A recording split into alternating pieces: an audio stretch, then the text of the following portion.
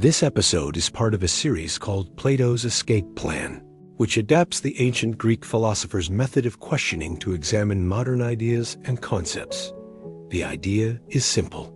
We take a topic, break it into its core elements, and ask what happens if you take each part away. Today, we're going to look at Stage 2 of Plato's Escape Plan, also known as the pathway to liberation, which is cultivating epistemic humility. Let's recall that in the previous stage, we began our escape from the mental prison by experiencing disillusionment. Disillusionment is the dawning realization that the world as we perceive it is in fact a partial and subjective interpretation rather than the complete and objective reality. We saw that disillusionment often arises from encountering anomalies, which are events or experiences that cannot be adequately explained by one's current framework of understanding. These anomalies create cracks in the prison walls of our perception, allowing us to glimpse the limitations of our current mental models. Once these cracks appear, we have two options. We can choose to ignore them and reinforce the walls, effectively maintaining our comfortable but illusory state of ignorance. Or we can lean into the discomfort and confront the unsettling realization that what we once believed to be reality is merely a partial truth. The choice to confront these anomalies head-on marks the beginning of the second stage, cultivating epistemic humility. And it is here, in the unsettling liminal space between what we know and what we don't know, that the true work of liberation begins. Epistemic humility is not about demeaning oneself or accepting intellectual inferiority. Rather, it is an accurate assessment of one's cognitive capacity in light of the complexities and mysteries of the universe. As evolutionary biologist Stuart Kauffman is quoted, "The universe is not only stranger than we suppose, it is stranger than we can suppose." With this quote, Kauffman highlights the inherent constraint of any single perspective. True humility comes from recognizing this constraint, understanding that our mental models are always incomplete, always provisional, and always susceptible to revision in the face of new evidence. One of the most insidious illusions of the mental prison is the belief in absolute certainty.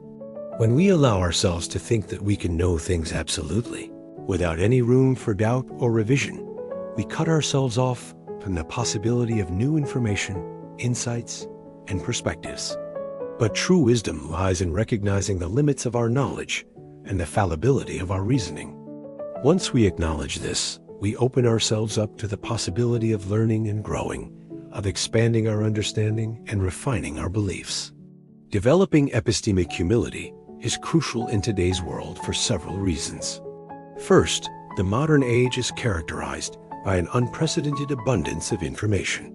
We are constantly bombarded with claims and counterclaims from all sides, making it difficult to discern what is true and what is false. In this environment, it is easy to fall into the trap of confirmation bias, where we selectively seek out and interpret information in a way that confirms our existing beliefs. Epistemic humility helps us to recognize this tendency and to actively seek out diverse perspectives and evidence. Second, in today's highly polarized and contentious climate, it is all too easy to become entrenched in our own positions and to demonize those who hold opposing views. However, a humble mindset allows us to engage in civil discourse, to listen to other points of view, and to consider the validity of different perspectives. This is essential for finding common ground and working towards solutions that benefit all parties involved. Finally, in an age of rapid technological change and scientific advancement, we must be willing to challenge our existing beliefs and to adapt to new information. Epistemic humility makes this process of adaptation easier by fostering a sense of openness and a willingness to revise our beliefs in light of new evidence. Despite the importance of epistemic humility, it is a quality that is often in short supply. Humans are prone to a variety of cognitive biases and heuristics that lead us to overestimate our abilities, knowledge, and predictions. For instance, we tend to overestimate the extent to which we can control events. This leads to a false sense of security and a failure to prepare adequately for potential risks. We also tend to overestimate our ability to accurately predict future events. This can result in poor decision-making and a lack of foresight. Furthermore, humans are prone to framing effects, meaning that we tend to make decisions based on how information is presented to us rather than on its actual merits. This can lead to irrational choices and a failure to consider all available options. Another challenge to developing epistemic humility is the human tendency to seek out and interpret information in a way that confirms existing beliefs. This is known as confirmation bias. It can lead to a distorted perception of reality and a resistance to new ideas and perspectives. Additionally, humans are prone to anchoring bias, which is the tendency to rely too heavily on the first piece of information encountered. This can lead to poor decision-making and a failure to consider new data and evidence. Despite these challenges, developing epistemic humility is an essential step towards achieving wisdom and understanding. By recognizing our limitations and being open to new information, we can better navigate the complexities of life and make more informed decisions. In Plato's Republic, the character of Socrates famously said, "I know that I know nothing." This statement encapsulates the essence of epistemic humility. It is through this humility that we begin to free ourselves from the confines of our own minds and start to see the world with greater clarity and understanding. Now let's turn to some ways we can put this principle into practice. The first and perhaps most important step is to study cognitive biases. By understanding the ways in which our minds can distort reality, we can start to recognize our own blind spots and challenge our own beliefs. There are many resources available to help us do this, including books, articles, and even online courses. One great resource is the book Thinking Fast and Slow by Daniel Kahneman, which provides a comprehensive overview of cognitive biases and heuristics.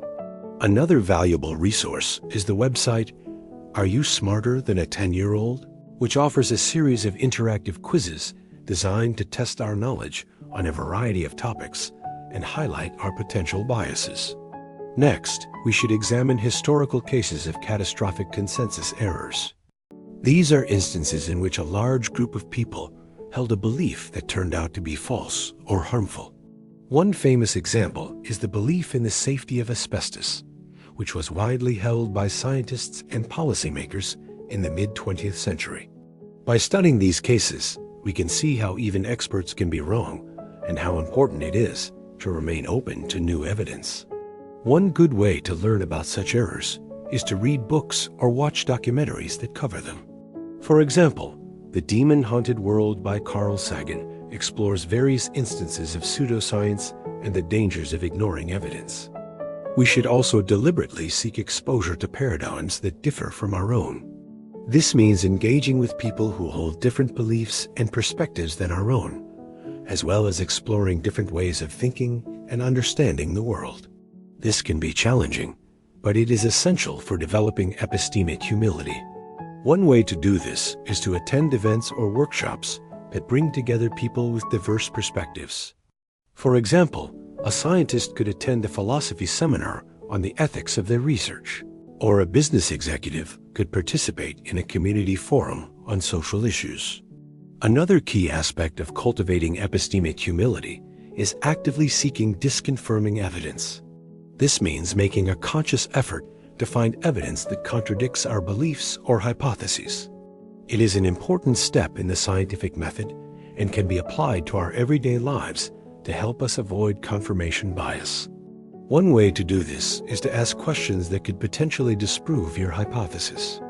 For example, if you believe that a certain product is the best in its category, ask yourself what would it take to prove that it is not the best. Actively seeking disconfirming evidence can help us to identify gaps in our knowledge and areas where we may be biased or incorrect. Consider the case of a theoretical physicist who studies the nature of the universe. They might read ancient mystical texts not because they believe them literally, but because they remind them that what we consider real may be stranger than our equations suggest.